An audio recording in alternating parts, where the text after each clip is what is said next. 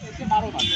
এই ক্ষেত্রে আমাদের 47তম বিসিএস এর কথা যদি চিন্তা করি, তাদের কিছু সত্যি অন্যায় হয়েছে এবং আপনারা জানেন যে তাদের সাথে কি হয়েছিল ঘটনা ঘটেছে এবং এই জিনিসটা আমাদের 50-এর সাথে হওয়া শুরু হয়েছে।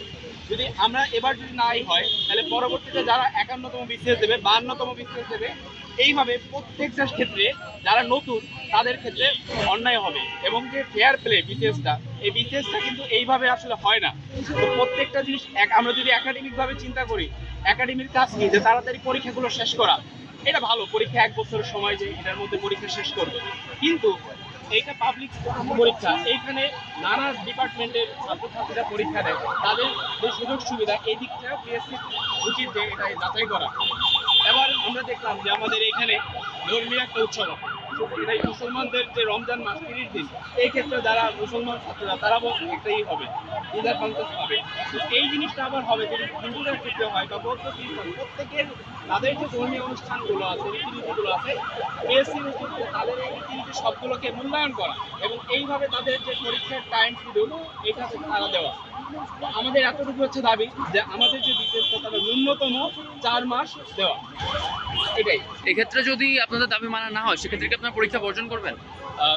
এই ক্ষেত্রে দেখুন, যারা বিসিএস বিলিটিকে, এটা অনেক কষ্টসাধ্য, কেউ চায় না তাদের কেরিয়ার ধ্বংস। যারা আছে হয়তো সবাই পরীক্ষা অংশগ্রহণ করবে, কিন্তু প্রত্যেকটা ছাত্রদের মাঝে একটা ক্ষোভ রয়ে যাবে এবং এই ক্ষোভটা এক এক করে যখন 51তম বিসিএস আসবে, যারা উত্তীর্ণ হবে তাদের ক্ষেত্রে এই ক্ষোভ রয়ে যাবে এবং এই ক্ষোভটা জমাট হবে, কিন্তু হয়তো তারা পরীক্ষা দেবে কিন্তু এটা বিস্ফোরক আকারেই করবে। তো আমরা চাই যে আমাদের যে পিএসসি তারা ছাত্রবান্ধব পিএসসি হিসেবেই থাকুক।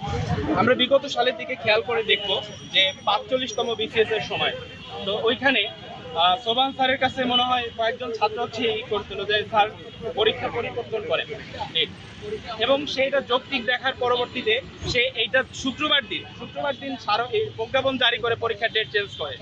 তো আমরা চাই যে মোবাশ্বের মোমেন স্যার সেও আমাদের এই যুক্তিগুলো এইগুলো যথাযথভাবে সে মূল্যায়ন করে সে পরীক্ষার ডেটটা পরিবর্তন করুক এবং তা সকল ধর্মের, সকল বর্ণের এবং সব রকম স্টুডেন্টের ক্ষেত্রে এটা সবার ক্ষেত্রে যেটা গ্রহণযোগ্যতা পাবে।